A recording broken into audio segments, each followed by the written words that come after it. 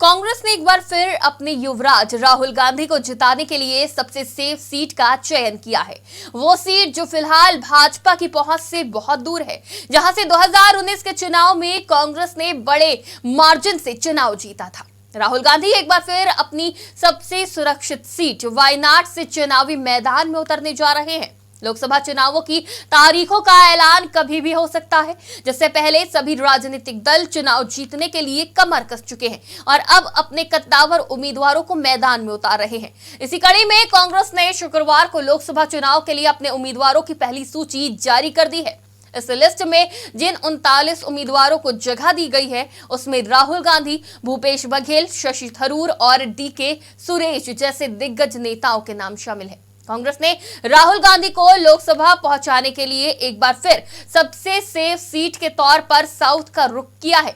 वो केरल की वायनाड सीट से इस बार भी चुनावी मैदान में उतरेंगे। हालांकि राहुल इस बार अपनी परंपरागत सीट अमेठी से चुनाव लड़ेंगे या नहीं, इस पर अभी भी सस्पेंस बना हुआ है। कांग्रेस नेताओं का मानना है कि हिंदी बेल्ट के मुकाबले कांग्रेस साउथ में ज्यादा मजबूत है और साल 2009 में परिसीमन के बाद से कांग्रेस का इस सीट पर कब्जा भी है। यहां से राहुल को बड़ी जीत दिलाने के लिए कई दिग्गज नेताओं की जमात भी उनका साथ देगी। वहीं पार्टी को उम्मीद है कि केरल की इस सीट से राहुल की दावेदारी का प्रभाव कर्नाटक और तमिलनाडु की लोकसभा सीटों पर भी पड़ेगा, क्योंकि दोनों राज्य की सीमा वायनाड से जुड़ी हुई है। कांग्रेस नेता राहुल गांधी ने साल 2019 के लोकसभा चुनाव में यूपी के अमेठी और केरल के वायनाड से दावेदारी की थी, जहां वो वायनाड में जीतने में कामयाब भी रहे थे, लेकिन उन्होंने अपनी परंपरागत सीट अमेठी को गंवा दिया था। उन्होंने वायनाड में सीपीआई नेता को हराकर 4 लाख वोटों के भारी अंतर से जीत दर्ज की थी। राहुल गांधी को करीब 6.5 लाख वोट मिले थे, जबकि सीपीआई नेता को मात्र 2.5 लाख मत ही मिले थे। माना जाता है कि वायनाड अभी भाजपा की पकड़ से बाहर है। संघ ने भी बहुत हाथ पैर मारे, लेकिन केरल में भाजपा पैठ नहीं बना पाई।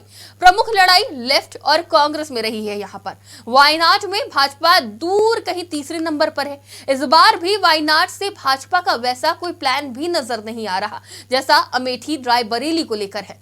कांग्रेस ने वायनाड से राहुल गांधी की दावेदारी को फाइनल कर दिया है, जबकि सीपीआई ने डी राजा की पत्नी एनी राजा को अपना प्रत्याशी बनाकर महिला कार्ड चल दिया है। सीपीआई नेताओं का कहना है कि राहुल गांधी को यहां से चुनाव नहीं लड़ना चाहिए, क्योंकि कांग्रेस बोलती है कि उनकी लड़ाई बीजेपी से है और अगर वो लेफ्ट के खिलाफ चुनाव लड़ेंगे तो लोगों में गलत मैसेज जाएगा। वहीं लेफ्ट नेताओं के बयान के बाद इस सीट पर अब लड़ाई काफी दिलचस्प होने जा रही है। वहीं बीजेपी ने वायनाड की सीट अपने सहयोगी बीडीजेएस को दे दी है, पर उम्मीद लगाई जा रही है कि बीजेपी अपने किसी दिग्गज नेता को राहुल के सामने चुनावी मैदान में उतार सकती है। बीते दिनों राहुल गांधी के अमेठी और वायनाड से चुनाव लड़ने की चर्चा पर केंद्रीय मंत्री स्मृति ईरानी ने निशाना भी साधा था। उन्होंने कहा कि यदि वो 2 सीटों से चुनाव लड़ेंगे तो मान लीजिए कि वो अमेठी हार रहे हैं, लेकिन इन सबसे बेपरवाह राहुल और कांग्रेस ने तय किया है कि वो अपनी वायनाड सीट पर डटे रहेंगे, जिसने पिछले चुनाव में अमेठी की हार के बाद भी उन्हें सांसद बनाया।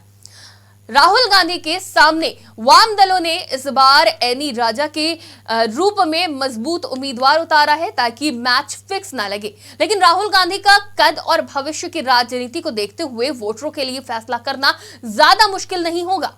कांग्रेस जानती है कि यदि लोकसभा चुनाव में दोनों पार्टियों के बीच खटास आई भी तो उसे आगे चलकर दूर किया जा सकता है। आखिर दोनों दल पश्चिम बंगाल जैसे राज्यों में तो साथ में ही हैं।